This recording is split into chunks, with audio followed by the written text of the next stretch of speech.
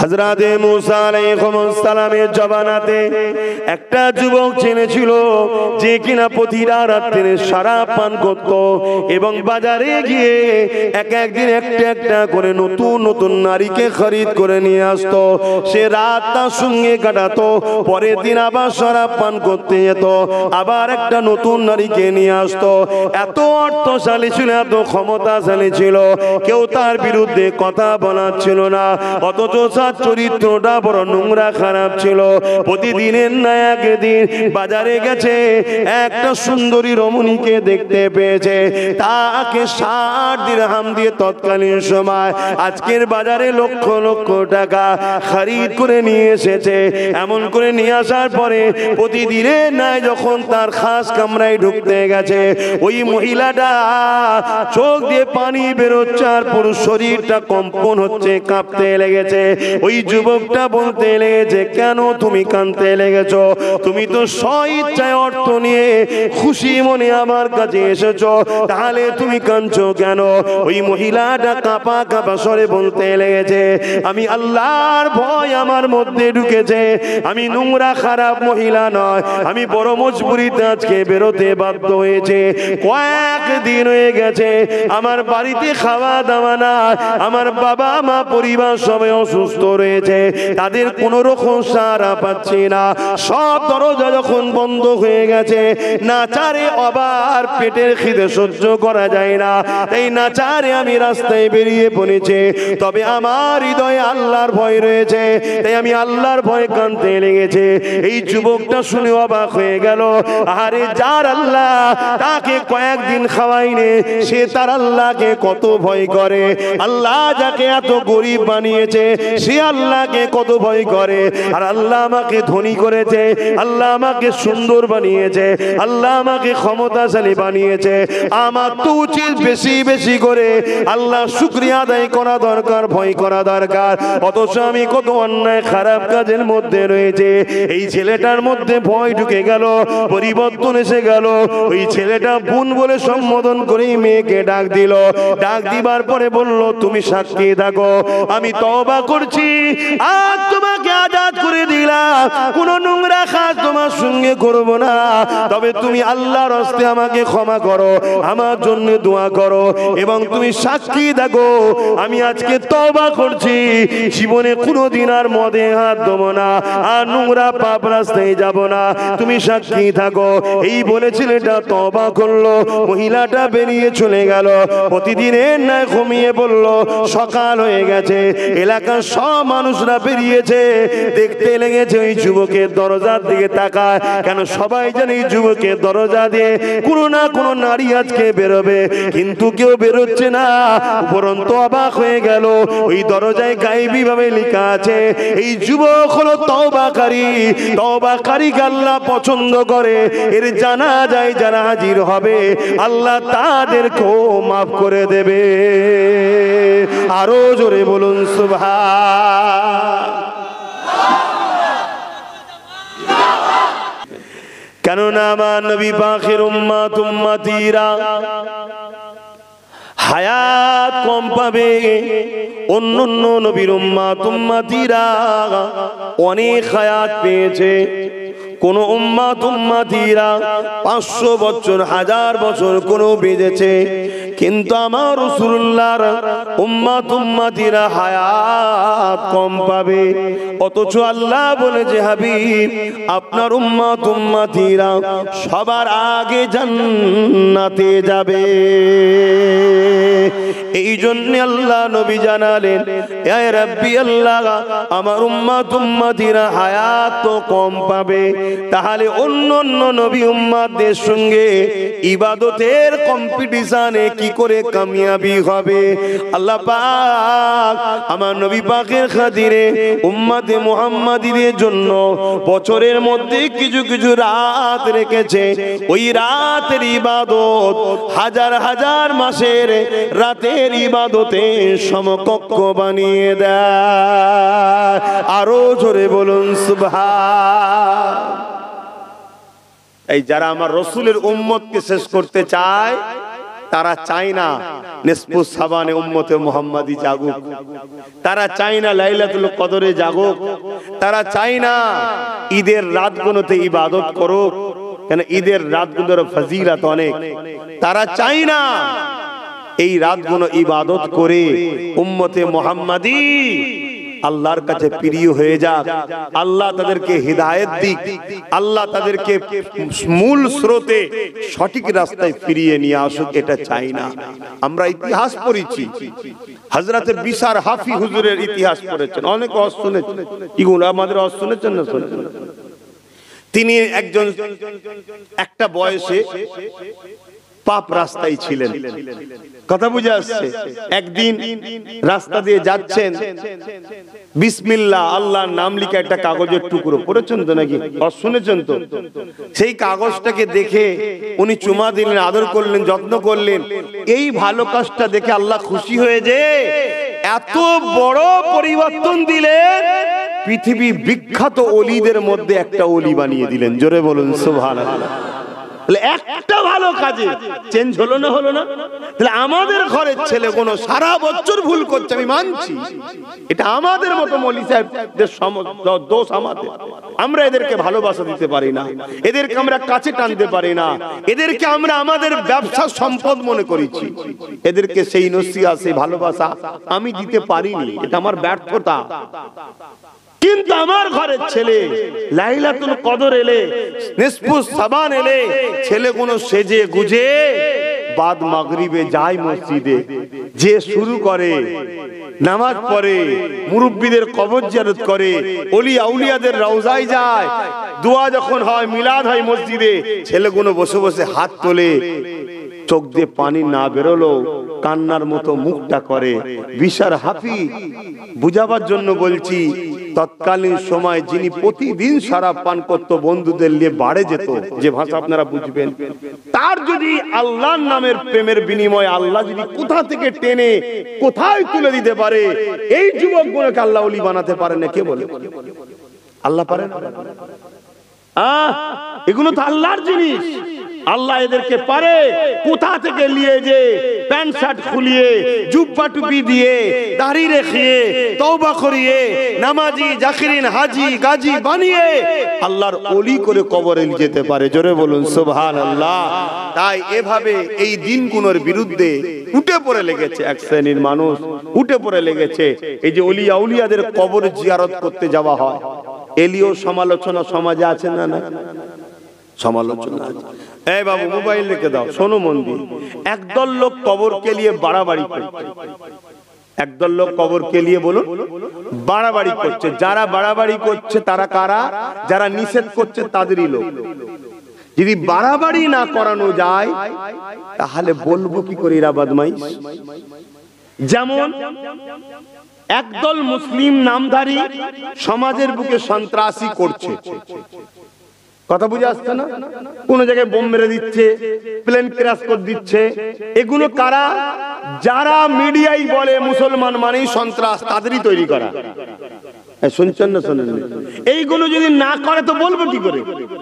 ঠিক তেমনই যারা মাজারকে মিটাতে চায়, যারা ওলি আউলিয়াদের বিরুদ্ধে, জিয়ারতের বিরুদ্ধে, তারাই কিন্তু আবার একদল লোককে দিয়ে মাজারের নামে ইসলাম বিরোধী কর্মকাণ্ড করছে।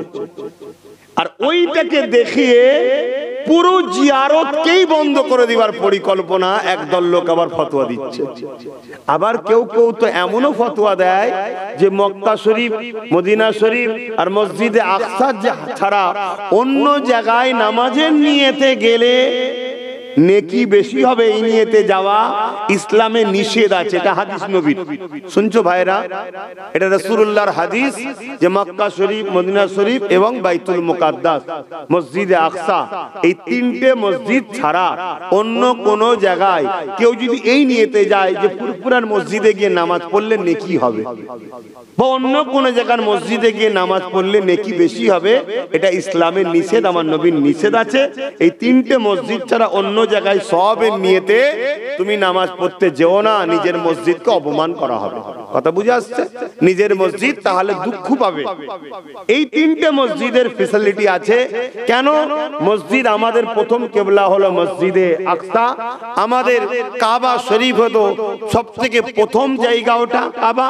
আর মসজিদ আর নববী শরীফ, এটা আমার নবীর পিয়ারা মসজিদ। জোরে বলুন সুবহানাল্লাহ। এজন্য এই তিনটে জায়গার গুরুত্ব আল্লাহ দিয়েছে। মসজিদে হারামে পড়লে 1 রেকাত 1 লক্ষ রেকাত, মসজিদে নববীতে পড়লে 1 রেকাত 50,000 রেকাত, মসজিদে আকসায় পড়লে 1 রেকাত 10 বা 25 রেকাত, দু রকম কথা, 10 বা 25 রেকাত সওয়াব হয়। বাকি পৃথিবীর যে কোনো মসজিদে নামাজ পড়বেন, সে আপনার পীরের মসজিদ হোক আর যেখানেই হোক, একই নেকি হবে। এই হাদিসটাকে নিয়ে ওলি আল্লাহদের মাজারে যাওয়া নিষেধ করছে। দেখেন নবী বলেছেন তিনটে জায়গা ছাড়া অন্য জায়গায় সফরের নিয়তে, জিয়ারতের নিয়তে যাওয়া যাবে না। বলো নাউজুবিল্লাহ। কিভাবে আমাদেরকে গোমরা করছে দেখছেন। কিন্তু এই শবে বারাত এলে লোকেরা একটু জিয়ারত বেশি করে। কেন? আমার নবী পাক নিজে জান্নাতুল বাকি জিয়ারত করেছে, যেখানে 10,000 হুজুরের মাজার, নবী সাহাবা হুজুরের আজকের তারিখে মাজার আছে। জোরে বলুন সুবহানাল্লাহ। আজকে উম্মতে মুহাম্মাদীকে হাজারো দিকে বিভক্ত করে দিয়েছে। আমি এই জায়গায় একটাই কথা বলবো, যদি আপনারা মুজাদ্দিদুজ্জামানকে মেনে চলেন, তাহলে অন্য কোনো দিকে তাকাবা দরকার নাই। কেননা জামানার মুজাদ্দিদ আল্লাহ করেছেন দাদা হুজুর পীর কিবলাকে।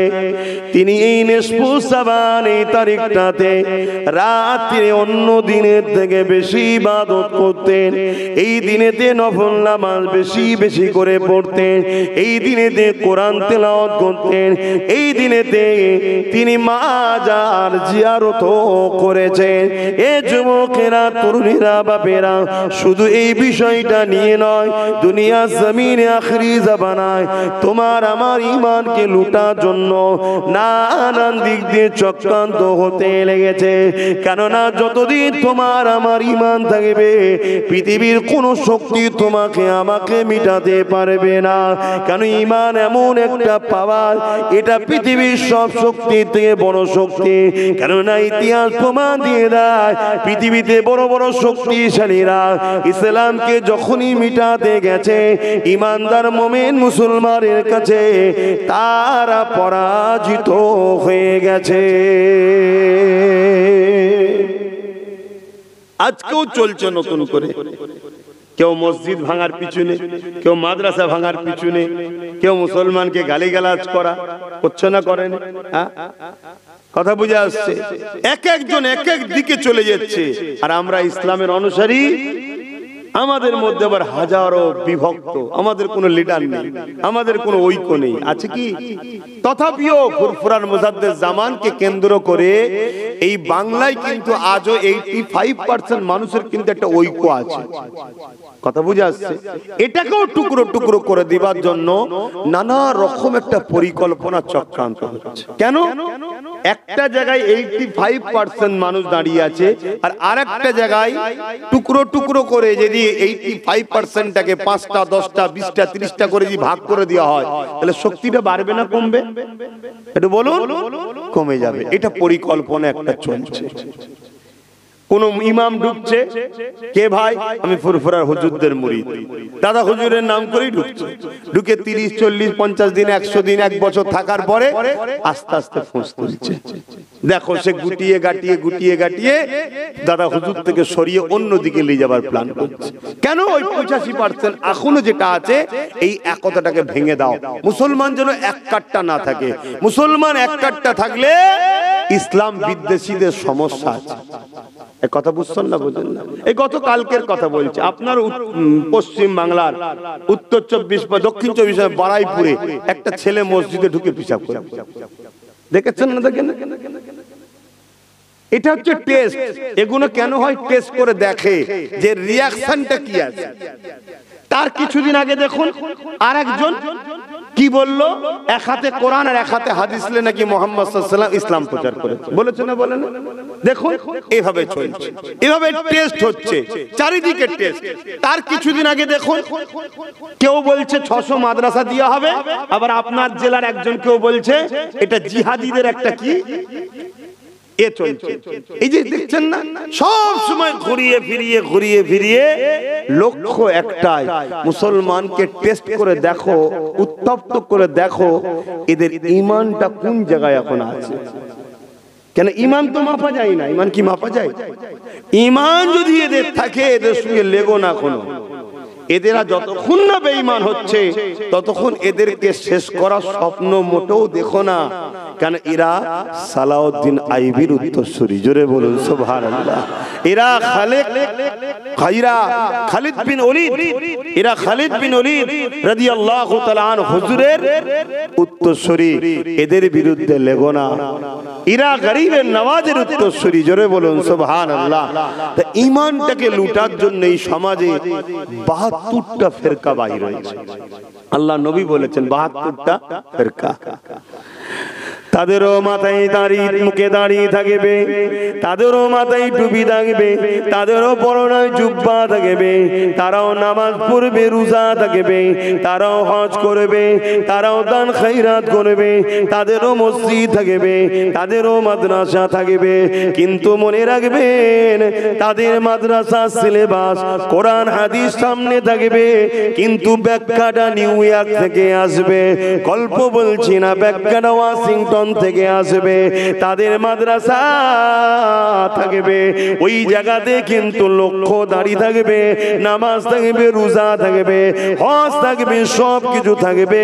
লক্ষ্য হলো একটা, ছোটবেলা থেকে যারা ছাত্র আছে ওদের হৃদয় থেকে নবীর প্রেম আর আদবটাকে বার করো। শুনছেন তো নাকি? কত লক্ষ মুসলমান, কত কোটি মুসলমান, কত ক্ষমতাশালী, কত অর্থ, ও সব কিছু ইসলামে লাগে না। ইসলামে বিজয় তখনই হয় যখন ঈমানটা মজবুত হয়। জোরে বলুন সুবহানাল্লাহ। তাই কি থাকবে? নামাজ, রোজা, দাড়ি, টুপি সব থাকবে, শুধু বার করবে কি? ঈমান। অনর্গল আরবি বলবে, ছোট ছোট মাদ্রাসার বাচ্চারা শিখাও, এতে মানুষ অ্যাট্রাকশন হয়। ইংলিশ বলবে, মানুষ যদি অ্যাকসেপ্ট করে, অ্যাট্রাকশন হয়, তার বাচ্চাকে দেয়। নামাজের নিয়ম কানুন দাও, এত সুন্দর নিখুঁত ভাবে দাও যাতে দেখে মানুষ অ্যাট্রাকশন হয় যে বাবা এখানে কত সুন্দর শিক্ষা রে বাপ। কিন্তু তাদের মধ্যে থেকে কি কেড়ে নেওয়া হবে? নবীর প্রেম ও আদব। ঈমান কাকে বলে? কথা বল। বিস্তারিত হলো আমানতু বিল্লাহি ওয়া মালাইকাতিহি ওয়া কুতুবিহি ওয়া রাসূলিহি ওয়াল ইয়াউমিল আখিরি ওয়াল কদরি খাইরিহি ওয়া শাররিহি মিনাল্লাহি তাআলা ওয়াল বা'স বাদাল মাউত। এইটা হলো বিস্তারিত। আল্লাহর উপর ঈমান আনা, কিতাবগুলোর উপর ঈমান আনা, রাসূলদের উপর ঈমান আনা, ফেরেশতার উপর ঈমান আনা, ভালো মন্দ আল্লাহর পক্ষ থেকে হয় তাকদীরের উপর ঈমান আনা, মৃত্যুর পরে আবার উঠানো হবে, এই আখিরাতের উপরে ঈমান আনা। এ নওজোয়ান তরুণেরা, বাপেরা, এগুলো হলো বিস্তারিত। সংক্ষেপে আমি আপনাকে বলে দিই, ঈমান হলো মুহাম্মদ রাসূলের ঠোঁটকে ফলো করা। ওই ঠোঁট দিয়ে যেটা দিতে বলেছে নিয়ে নাও, যেটাকে ছাড়তে বলেছে ছেড়ে দাও। মাতাকুমুর রাসূল ফাকুযুহু ওয়া মা নাহাকুম আনহু ফান্তাহু। এটাই হলো ঈমান। অর্থাৎ যার দিলের মধ্যে মুহাম্মদ রাসূলকে রাসূল জেনে আদবের সাথে ভালোবেসে মেনে নিতে পেরেছে, ওই সিনাতে ঈমান রয়েছে।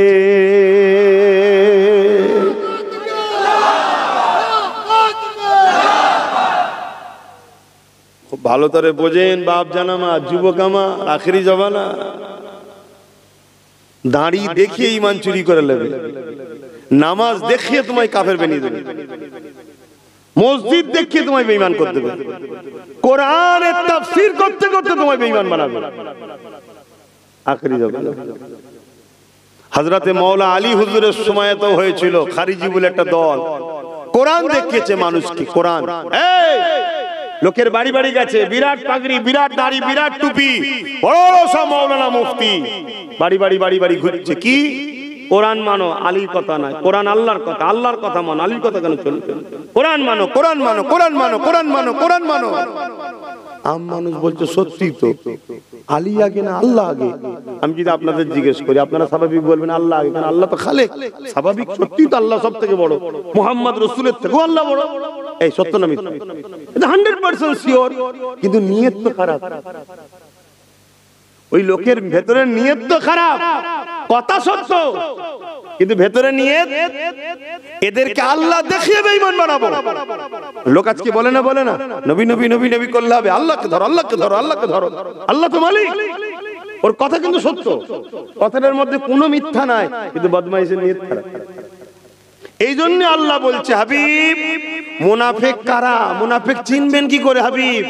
মুনাফিক হলো তারা যারা আমি আল্লাহ আমার ব্যাপারে ছুটে ছুটে আসবে।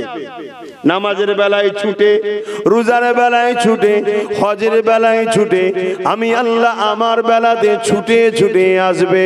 আর দরুদের বেলায়, নবীর বেলায় ঢোক গিলবে, বড্ড বাড়াবাড়ি হচ্ছে, এগুলো করার কি দরকার? আল্লাহর পাক বলছে, হাবিব এগুলো হলো সব থেকে বড় মুনাফিক, যারা আমার দিকে ছুটবে, আপনার বেলায় পিছবে। তাহলে মোমেন কারা? আল্লাহ নিজে ঠিক করে দিয়েছে, যারা আপনার দিকে ছুটে যায় তারা হলো প্রকৃত মোমেন। কেন? আপনার কাছে গেলেই ওখানে আমি আল্লাহ আমাকে পাওয়া যাবে। জোরে বলুন সুবহানাল্লাহ। আমি অন্য কারো কাছে নেই তো, আমি তো আপনার সাথে আছি, আমি আপনার সাথে আছি। আপনার যে হবে আমি তার সাথে আছি। জোরে বলুন সুবহানাল্লাহ। কেন? আমি কারো মুখাপেক্ষী নয় বন্ধু হাবিব, আমি কারো মুখাপেক্ষী নয়, আমি আপনাকে ভালোবাসি। জোরে বলুন সুবহানাল্লাহ। কাকে? মুহাম্মদ সাল্লাল্লাহু আলাইহি ওয়াসাল্লামকে। শুনছেন তো? তাই আমি যেখানেই যাই, যাকেই পাই, যেখানে যে জলসাই হোক, আমি তাকে একটু নবী শোনাই। উদ্দেশ্য এটাই, কারণ নবী যদি কেউ পেয়ে যায়, তার যদি দাড়ি চাচা থাকে, কাল দাড়ি আসবে। প্যান্ট শার্ট যদি থাকে, খুলে পায়জামা পাঞ্জাবি জুব্বা আসবে। নামাজ না থাকে, কাল নামাজ আসবে। রোজা না থাকে, কাল রোজা আসবে। আর এগুলো সব আগে থেকে আছে, নবী নয়। ও জাহান্নামে ঢুকবে আর বেরোবে না।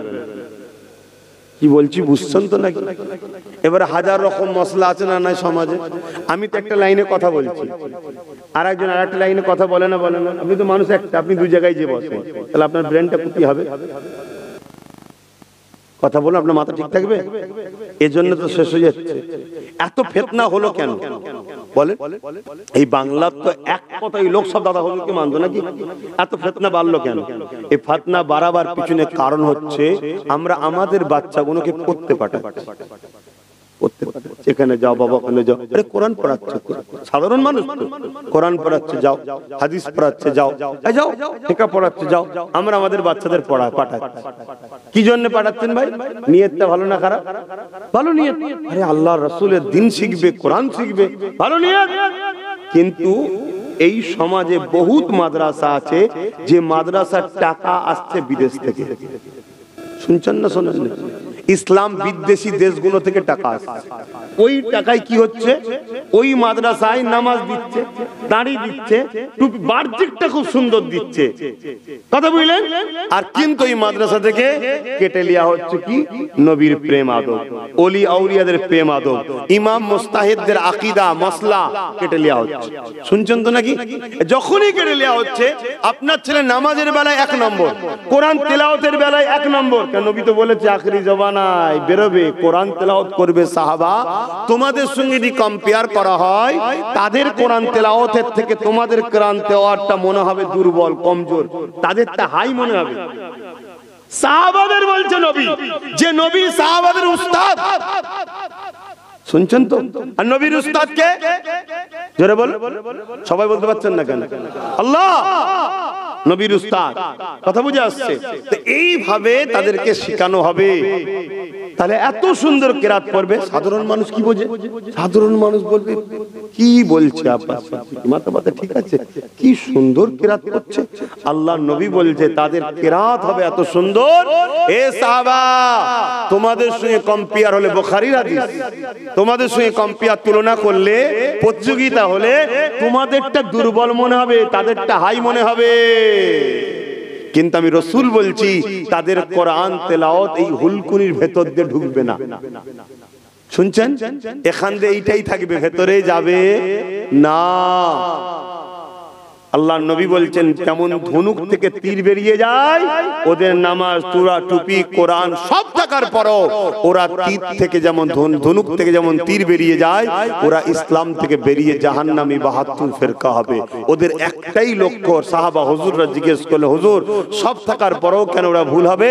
আল্লাহ নবী বললেন তাদের অন্তরে আমি নবী আমার হাইয়া থাকবে না, আমার আদব থাকবে না, আমার প্রেম থাকবে না। বড় মুফতি দাবি করছে, বড় মাওলানা দাবি করছে, বড় পীর দাবি করছে, বড় পীর সাহেব দাবি করছে। আরে দেখো তার মধ্যে রসুল আছে কিনা।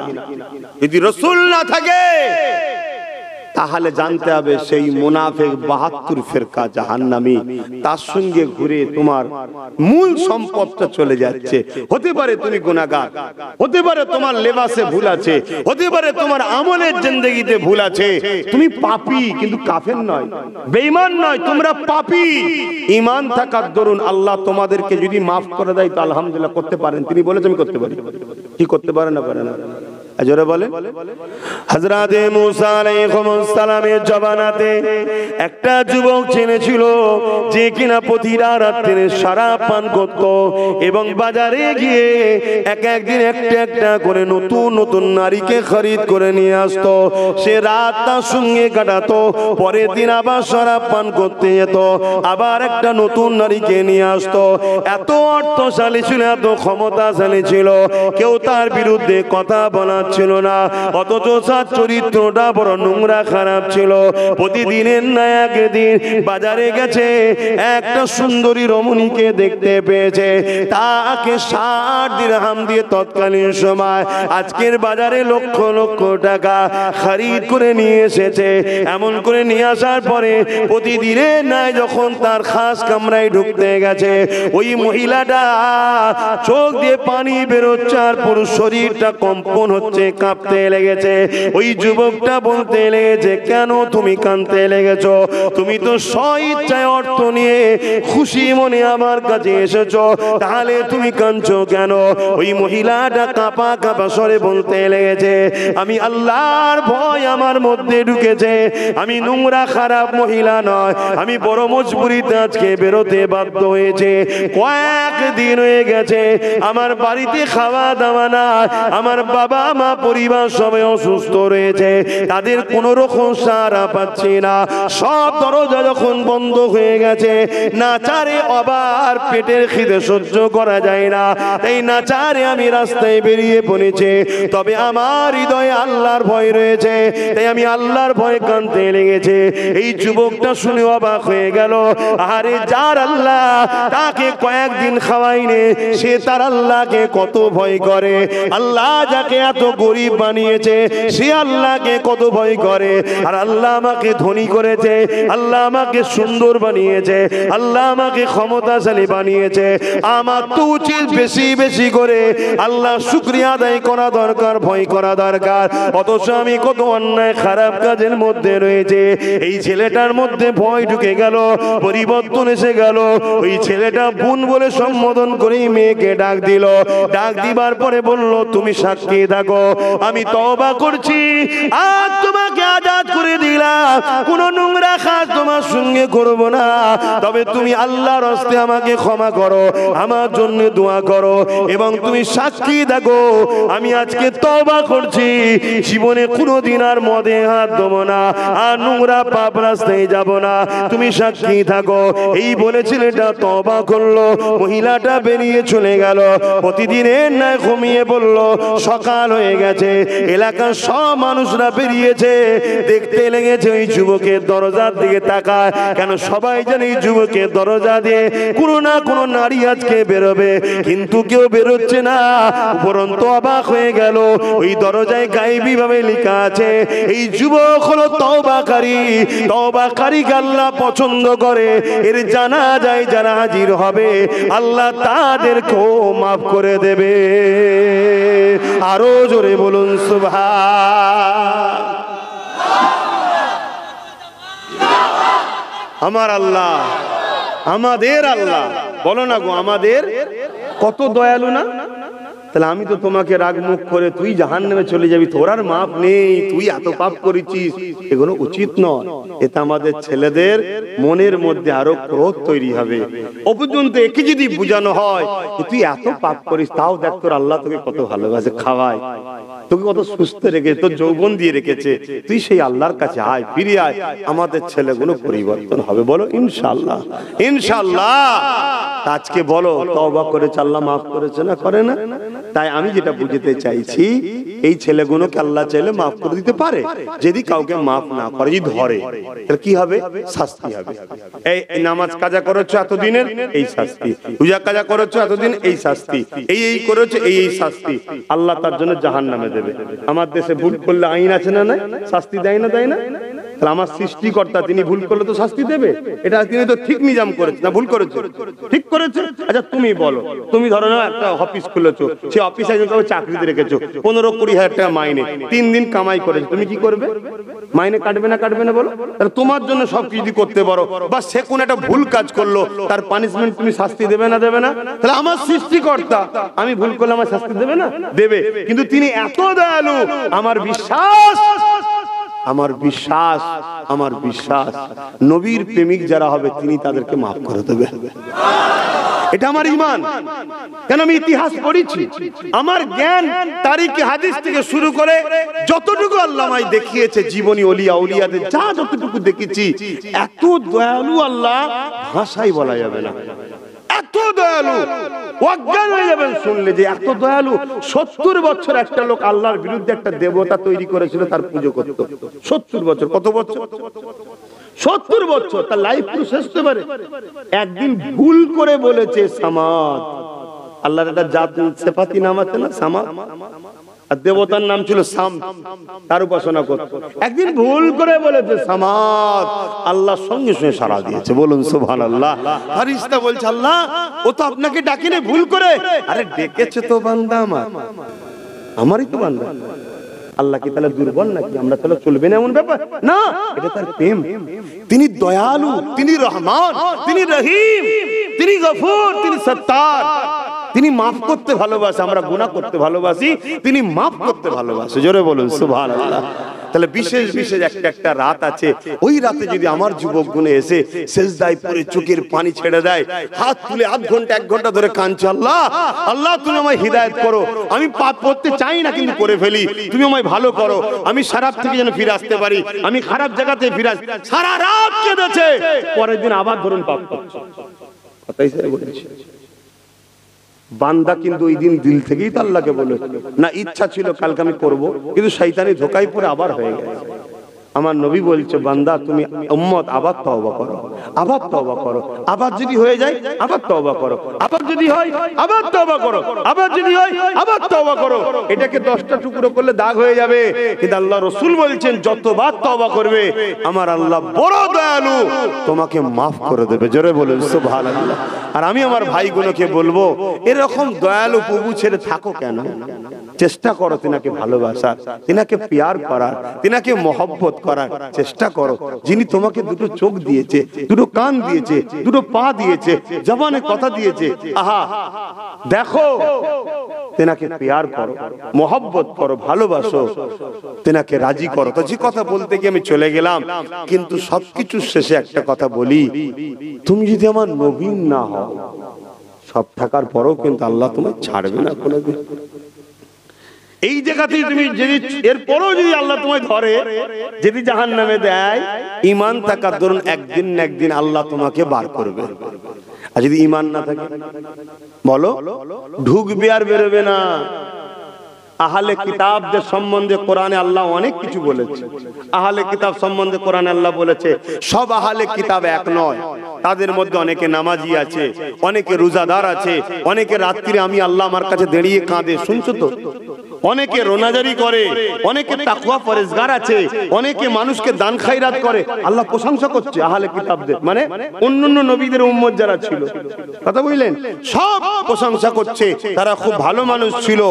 ঠিক এমন টাইমে আমার নবী পাক সাল্লাল্লাহু আলাইহি ওয়াসাল্লাম দুনিয়ায় তাশরীফ আনলেন। জোরে বলুন সুবহানাল্লাহ। 40 বছর বয়স হলো, নবী বলল আমি হলাম আখেরি নবী। এই যেই এলানটা করলো, আল্লাহ কোরআনে আয়াত নাজিল করলে, আহলে কিতাবরা তোমরা আমার বন্ধুকে মেনে নাও। তাদের মধ্যে থেকে যারা মানলো না, আমার আল্লাহ বলল তোমার রাতের ইবাদতও গেল, তোমার চোখের পানিও গেল, তোমার কিয়াম গেল, তোমার দান গেল, তোমার রোজা গেল, সব বরবাদ, তুমি জাহান্নামী। কেন? আমি যাকে ভালোবাসি তুমি তাকে ভালোবাসলে না, তার মানে শুনছেন তো ভাই? হ্যাঁ, কিন্তু আজকে ছলে বলে কলে কৌশলে নবী ছাড়ানো হচ্ছে, নবী ছাড়ানো হচ্ছে। ঘন্টার পর ঘন্টা ওয়াজ হয়, ঘন্টার পর ঘন্টা আলোচনা হয়, বছরকে বছর আলোচনা হয়, দেখুন নবীর আলোচনা নেই। মসজিদ গুলোতে উচিত, মসজিদ গুলোতে উচিত কমিটিকে রেজুলিউশন করা, প্রত্যেক 4 জুম্মায় 1 মাস হয়, 3 জুম্মা নবীর সঙ্গে উম্মতকে নবী শোনাও। 3 জুম্মা উম্মতকে কি শোনাবে? নবীর জীবনী শোনাও। নবীর জীবনীটা হাকিকাতে কি? নবীর জীবনীটা হলো হাকিকাতে কোরআন শরীফ। জোরে বলুন সুবহানাল্লাহ। আসো জানো বোঝো। আম্মা জান আয়েশা হুজুরের কাছে কয়েকজন সাহাবারা গেলেন, হুজুর আমার নবী কেমন? শুনছেন তো ভাই? সাহাবা হুজুররা বলছেন আমার নবী কেমন, আমরা চিনতে পারলাম না। আর এখন মুফতি মাওলানা বেরিয়েছে, নবী বলছে আমাদের মতো, বলছে চিনে ফেলেছে। এই সমাজে আছে না? না। তাহলে বলে এই যুবক ছেলেগুলো কি বুঝবে? বড় মাওলানা রে, বড় মুফতি কি এটা বলবে তো? না, সাধারণ ছেলে কাদেরকে মানে? আমাদেরকে মৌলী সাহেব মানে নাকি? আর মৌলী সাহেব ছাড়া চলতে পারবে না। মৌলী সাহেব ছাড়া কার কাছে যাবে? বলো কার কাছে যাবে? বলো অন্য কার কাছে যাবে? হ্যাঁ, ওই দেখছো না যাদের কাছে ছুটি ছিল গতকাল ছিল সেকুলার, এখন সব কমনাল হয়ে গেছে। বুঝতে পারছো না কি বলছি? হ্যাঁ, কত একসাথে বসে তরমুজ খেয়েছে, হ্যাঁ একসাথে বসে এক মেম্বারে বসে কত হই হই করেছে। কি হলো? কিছু বুঝতেন না, বোঝেন না? হ্যাঁ, আর উনিও লাও 10 লাখ, লাও 5 লাখ, কথা বুঝে আসছে না? আমাদের মতো মৌলী সাহেবকে দেখিয়ে সব লুটে নিয়েছে। আমরা ভাবছি আব্বাস সিদ্দিকী যখন সাথে আছে, হ্যাঁ বড় ভালো লোক। এখন তো কমনাল ভূত চেপে গেছে ঘাড়ে, দিন রাত তো সব উগলা। তবে একটা কথা মনে রাখো, সবার নেতা ও জাতির জন্য করে নিচ্ছে, আমাদের হয়ে কে আছে? কে আছে? নাও ডায়ে আছে না বাঁয়ে আছে। যদি বলেন ইনি আছে, উনি দেখো না দীঘায় আবার কি করছে দেখো না, খোঁজলাম। আমাদের কই? ওখানে একটা চাপ দিয়েছিলাম না কলাঘাটে, ওই চাপ দেওয়ার পরে উনি উনাদের লাইনের কিছু লোককে খুঁজেছে। মুসলমানের মধ্যে কিছু আছে, দালাল আছে না? নাই, ওই লাইনে খুঁজেছে, খুঁজে বলছে তোরা একটু হুড়োহুড়ি কর, জমি জায়গা দেখ, ফটো ফটো তুলে ছাড়, এই তো হচ্ছে। কেন? সামনে দিন এসে গেছে তো, ওইটা দেখিয়ে লুটেলে তারপর আবার পরে দেখা যাবে। যত বড় বুকা বানাও এই কম থেকে, এইসবই চলছে। আর আমি এগুলো সব বলে ফেলি, আমার অভ্যেস খারাপ তো, বলে ফেলি, বলে দুশ্মন তো।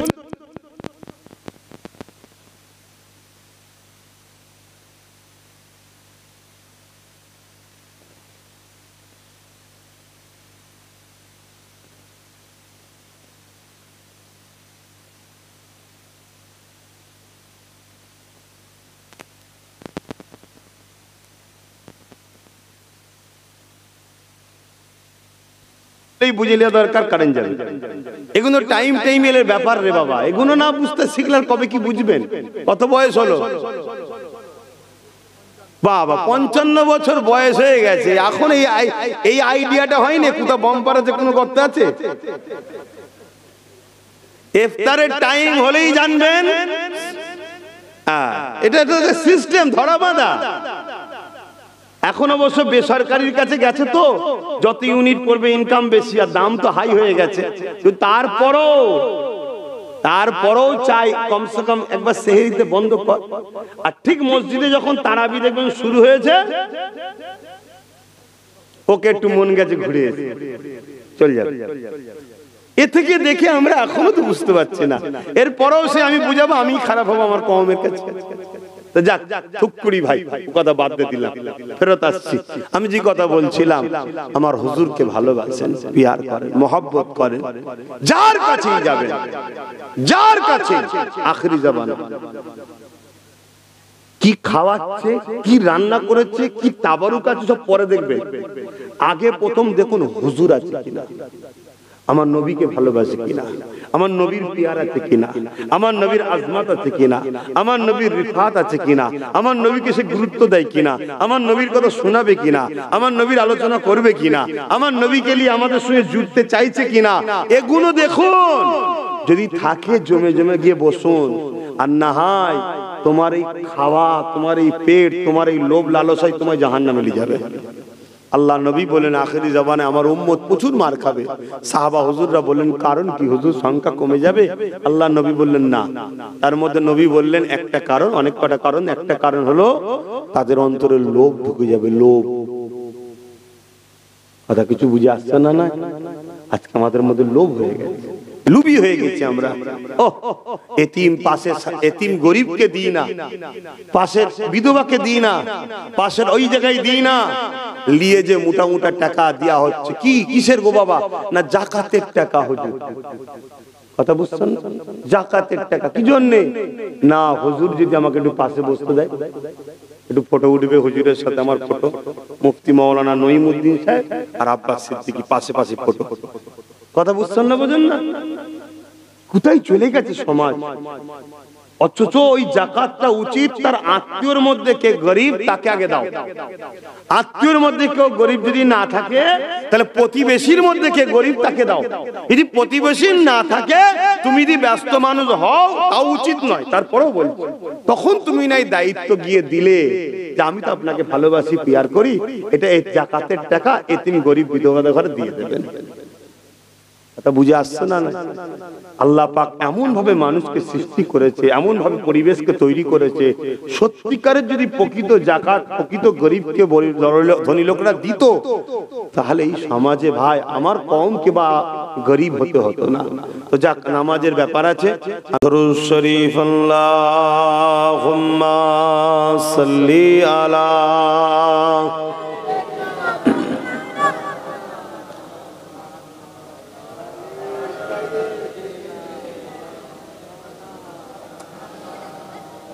जब मदीने जाएंगे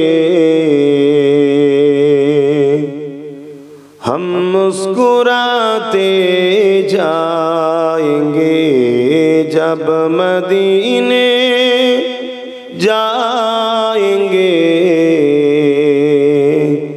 हम मुस्कुराते जाएंगे, जब मदीने जाएंगे हम मुस्कुराते जाएंगे, जब वहाँ से आएंगे आंसू बहाते आएंगे, जब मदीने जाएंगे हम मुस्कुराते जाएंगे, झोलियां भर लेंगे उनकी रहमतों से खामोखा,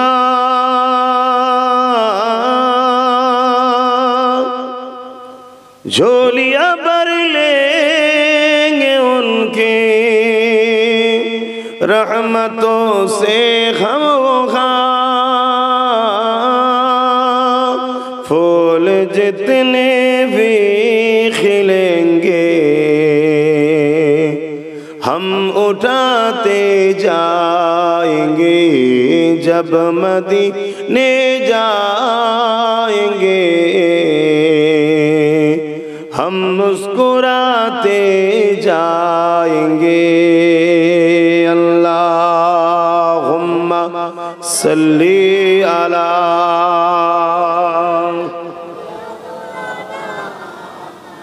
वला आली सय्यिदना। আমার আব্বা জানেরা, বাপেরা, ভাইরা, আখরি জামানা, দুনিয়া শেষের দিকে তামাম পৃথিবীতে ফিতনা ফাসাদ ভরে গেছে। ধর্মটুকু যে মানুষ করবে সেখানেও শান্তি নাই। নতুন নতুন সব ফেরকা, নতুন নতুন জামাত, নতুন নতুন মত, নতুন নতুন দল বাহির হয়েছে।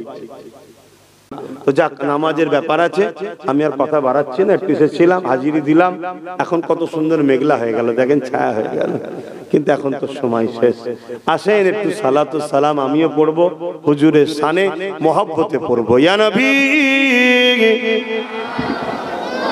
সালাম। একটু সব সামনে দিকে আসুন, যে যেখানে আছেন একটু লেগে যান, একটু সরে সরে কাছে আসেন।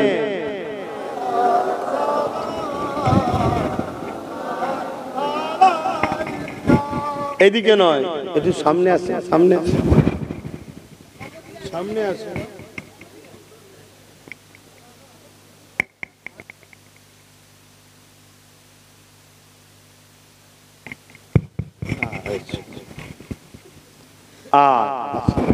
আল্লাহর হুকুম,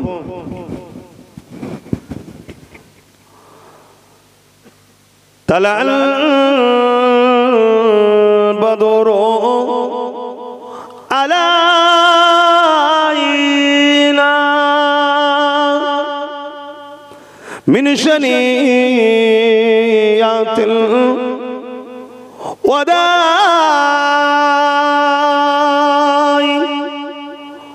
وجب الشكر علينا ما دعا لله أحداي يا نبي سلام يا رسول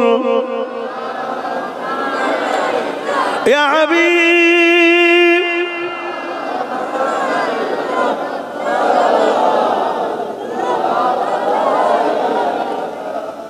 এই যে দাঁড়িয়ে সালাম দিচ্ছি আমরা, এ নিয়েও সমাজে মতনৈক্য বা সমালোচনা আছে না? না, এটা কি দুর্ভাগ্য নয়? এটা তো অনেক দুর্ভাগ্য। কেউ এলে দাঁড়িয়ে যায়, পীর সাহেব এলে দাঁড়িয়ে যায়, আব্বাস এলে দাঁড়িয়ে যায়, মৌলানা এলে দাঁড়িয়ে যায়, ইমাম এলে দাঁড়িয়ে যায়, নেতা মন্ত্রী এলে দাঁড়িয়ে যায়, দেশের পতাকা তোলার সময় দাঁড়িয়ে যায়। কি করেন না? করেন না। আমি এগুলোর বিরুদ্ধে বলছি না, আপনি সম্মান করবেন, পিয়ার করবেন, পিয়ার করা মানুষকে ভালোবাসবেন, কিন্তু এসব জায়গায় ফতোয়া হয়? ঠিক দেখুন, হুজুরের ভালোবাসায় আল্লাহকে দেখিয়ে দাঁড়াবে, ওখানে সমালোচনা আছে না? না, উদ্দেশ্যটা বুঝতে পারছেন? দিল থেকে শুধু নবীকে বার করতে হবে। এই ঘড়িটাই দেখুন, 3টে কাঁটা আছে, যদি একটা কাঁটা বার করে দিয়ে অসুবিধা আছে? কথা বল। এই ঘড়িতে দেখুন অক্ষর টক্ষর রয়েছে সব জায়গা জায়গা, আমি 2-3টা অক্ষর তুলে ফেলে দিই, তাও ঘড়িটা চলবে না? চলবে না। আন্দাজে টাইম সব বুঝে যাবে, কিন্তু এই ঘড়িতে মেন যেটা ব্যাটারি, তাই তো নাকি? ব্যাটারিটা যদি বার করে দিই, আমি বুঝাবার জন্য বলছি, কোন জিনিসের সঙ্গে হুজুরের তুলনা করা ভুল। আপনার আম মানুষ, এই পৃথিবীর জান হলো হুজুর, বলুন সুবহানাল্লাহ, এবং পরকালেরও জান হলো হুজুর, জোরে বলুন সুবহানাল্লাহ। অতএব আমাদেরও জান হলো হুজুর, জোরে বলুন সুবহানাল্লাহ। যেমন আমাদের শরীরে 2টো চোখ আছে, যদি একটা না থাকে চলবে না? চলবে না। 2টো হাত যদি একটা না থাকে, 2টো পা যদি না থাকে, এই 2টো পাই না থাকে, অসুবিধা আছে? এই 2টো চোখই না থাকে, তাও জিন্দেগি চলবে না? চলবে না। যে কোনো ভাবে হয়তো কষ্ট হলো, কেটে যাবে না? যাবে না। হ্যাঁ, কিন্তু জানটা যদি বেরিয়ে যায়। তাই ইসলাম ধর্মে নামাজ, রোজা, দাঁড়ি, টুপি সবটার প্রয়োজন আছে, সবটাই দরকার, তবে তুমি সুস্থ শান্তিতে থাকবে। কিন্তু জান হলো ইসলামের মুহাম্মদ রাসূল, জোরে বলেন সুবহানাল্লাহ সাল্লাল্লাহু আলাইহি ওয়াসাল্লাম, তিনি যদি বেরিয়ে যায়, এটাই আপনি বুঝুন। এবার চলেছেন, অনেকে বলবে কোরআন হাদিসে কোথায় আছে? ভাই, সব কিছু কোরআন হাদিসে, কোরআন হাদিসে, কোরআন হাদিসে বলছেন। এই প্রশ্নটা করাতেই প্রমাণ করছে যে ব্যক্তি কোরআন হাদিস বোঝে না, মূর্খ লোক। কেন? কোরআন হাদিসের দলিল খুঁজতে গেলে ওই কাজটাকে হয় ফরজ হতে হবে, না ওয়াজিব হতে হবে, না সুন্নতে মুআক্কাদা হতে হবে, তবে সেটা কোরআন হাদিসের মধ্যে খোঁজা যুক্তিসঙ্গত। যেমন বোঝাবার জন্য বলছি, এখন যদি কেউ বাংলা ডিকশনারিতে ওয়াটার খুঁজতে যায়, পাওয়া যাবে ভাই? কেন, ওয়াটার হলো ইংলিশ কথা, তাই তো নাকি? কিন্তু বাংলা ডিকশনারিতে পাওয়া যাবে না। কেউ যদি ইংলিশ ডিকশনারিতে উম্মুন খুঁজতে যায়, মা, ইংলিশ ডিকশনারিতে পাবে ভাই? কেন? এটা আরবি কথা। ঠিক তেমনি কোরআন হাদিসে যদি তুমি দলিল খুঁজতে যাও, হয় ফরজ হতে হবে, না ওয়াজিব হতে হবে, না সুন্নতে মুআক্কাদা হতে হবে, তবে সেখানে দলিল খুঁজতে গেলে শিক্ষিতর পরিচয় হয়। আমরা দাঁড়াই কেন? মুস্তাহাসান জায়েজ, আদবের জন্য, প্রেমের জন্য, ভালোবাসাই দাঁড়ায়। যদি কেউ বসে থাকে দেয়, তাকে কখনো আমরা ইসলাম থেকে বেরিয়ে গেছে বা কোনো ফতোয়া দিই? কেন দিই না? কেন এটা বাড়াবাড়ির জিনিস নয়, এটা ভক্তি প্রেম রুচির ব্যাপার। আমার ভক্তি প্রেম বসে, তোমার ভক্তি প্রেম বসে, দাঁড়িয়ে তুমি দাও, আমার বসে আমি বসে দিই, ঠিক না বেটি? কিন্তু দুঃখের বিষয়, আমরা বসনেওয়ালাদেরকে ফতোয়া দিই না, সমালোচনা করি না, কিন্তু আমরা দাঁড়িয়ে দিলেই এক শ্রেণীর মানুষ সমালোচনা করে। কেন করে? মূলত ওদের বুকে পেন হয়। কিসের পেন? এত সম্মান করতে হবে কেন নবীকে? এত আদব করতে হবে কেন? ওরা গুস্তাখে রাসূল, মুনাফিক। এটা মাথায় থাকবে। এবারে আপনাদের মনকে শক্তি করার জন্য, আপনাদের ঈমানের মজবুতির জন্য আমি কয়েকটা দলিল দিচ্ছি আপনাদের জন্য। কেন আমার সম্পত্তি, আমার দলিল আমি সবাইকে এমনি এমনি দেখাবো কেন? ঠিক না বেটি গো ভাই? হ্যাঁ, সেটা হলো কি, কোরআন শরীফে আল্লাহ বলছেন সাল্লু, তোমরা দরুদ পড়ো, ওয়াসাল্লিমু, সালাম দাও। দরুদের বেলায় শুধু বললো সাল্লু, কিন্তু সালামের বেলায় বললেন তাসলিমা। মামা আনা, দিবার মতো করে দাও। সব থেকে উত্তম ভক্তি, ভালোবাসা, আদবের সাথে সালাম দাও। জোরে বলুন সুবহানাল্লাহ। তা আদবের দিক দিয়ে উত্তম কোনটা? আপনার মাথায় দাঁড়িয়ে ঢুকেছে, কারো মাথায় যদি বসে ঢুকে, তোর কাছে ওটা থাক, আপনার থাক, তোরটাই ঠিক, এর কি মানে আছে? দ্বিতীয় নম্বর কথা, বাবুল আদব কিতাবুল কিয়াম, নবী পাককে সাহাবা হুজুররা দাঁড়িয়ে দাঁড়িয়ে সালাম দিতেন। জোরে বলুন সুবহানাল্লাহ। আরেকটু এগিয়ে চলুন, আমরা সালাম দিচ্ছি কাকে? দয়ার নবীকে। বলুন কাকে? দয়ার নবীকে সালাম দিচ্ছি। তো সালাম দেওয়া হলো সুন্নাত, আর জবাব দিয়া নবী জবাব দেবে না? যে কাজটা বেকার হয় সেটা কখনো করা কি ঠিক হয়? আমরা সালাম দেবো, হুজুর জবাব দেবে। তা হুজুর যখন জবাব দেবে, আপনি বসে নেবেন? কথা বলেন, আপনার বিবেক কি বলছে? তাই আমরা দাঁড়িয়ে দিই। আর একটা কথা বলি, মাসলা ফতোয়া এখানে থাকে, ঈমান এখানে থাকে। ঈমান থাকার জায়গা হলো এটা অন্তর। এখানে ফতোয়া থাকে না, এখানে মসলা থাকে না, এখানে এলেম থাকে না, এখানে ঈমান থাকে। এটা ঈমান থাকার জায়গা, এটাই এলেম থাকে, এটাই ফতোয়া থাকে, এখানে জ্ঞান থাকে। এ হাজারো প্রশ্ন করে, তাই এ কিন্তু কোনো প্রশ্ন করে না। যাকে দিল লাগে তো দিল লাগে, ঠিক না বেটি? এজন্য আল্লাহ এখানে নবীকে রেখেছে, এখানে রাখে না। এটা কোরআন শরিয়াতের জ্ঞান, এলেম, মসলা, মাসাইল এখানে থাকে, এখানে ঈমান থাকে। এই সালামটা, দাঁড়ানোটা, এটা এখানকার জিনিস, এখানকার জিনিস নয়। কথা বুঝে আসছে? খবরদার, আখেরি জামানায় নানা রকম ফিতনা বেরিয়েছে, নানা রকম। আমি তো তোমায় বললাম, তুমি ভাবতেই পারবে না, কিয়ামতের দিন দেখবে, আল্লাহ দেখা, ইনশাআল্লাহ দেখবে, এমন এমন লোক জাহান্নামে যাচ্ছে, তোমরা অজ্ঞান হয়ে যাবে দেখে।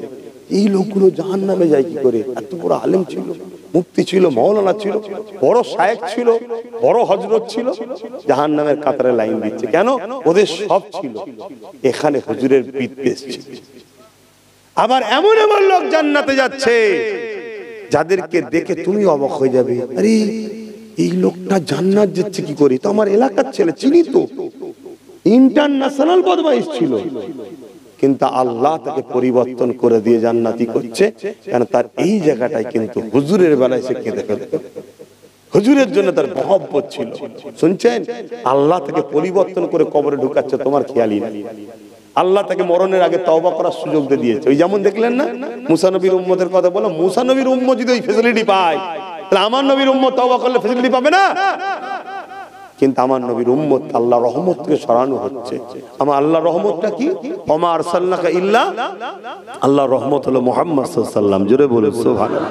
নবী থেকে সরিয়ে দেওয়া হচ্ছে। দেখ সামান্য সময় একটু বললাম, লাইলাতুল বরাত, শবে বরাত উপলক্ষ করে নেসফুস সাবান, মাসটার নাম সাবান, কিন্তু আমাদের এখানে সচরাচর ফার্সি কথা অনেক ইউজ হয়, এজন্যে শবে বারাত বলা হয়। কথা বুঝে আসছে? এলিয়ে বা সমালোচনা, কোরআন হাদিসে নাই, কোরআন মানুষকে ঘাবড়ে দিচ্ছে। কোরআন হাদিসে নামাজও নাই, কিন্তু সালাত আছে না নাই? নামাজের আরবিটা আছে, মানুষকে ঘেবড়ে দিলে হবে? মানুষকে ঘাবড়ে দিচ্ছে আম মানুষ সব। তাই আমি আপনাদেরকে এতটুকু বলতে পারি, দাদা হুজুরকে মজবুত করে ধরে রাখেন। আর দাদা হুজুরের দাবি করা আওলাদ হোক, দরবার হোক, খলিফার আওলাদ হোক, মুফতি হোক, মৌলানা হোক, দাদা হুজুরের শুধু কি বলে দাবি করলে হবে না, তাকে চেক করতে হবে এ দাদা হুজুরের দাবি করে ঢুকে দাদা হুজুরই দিচ্ছে না নিজে হুজুর ঢুকতে চাইছে, এটা তো দেখতে হবে। না আখেরি জবানা আসেন, হে নবী সালাম ইয়া রাসূল ইয়া হাবিব সালাম। সকলে বসেন। ওটা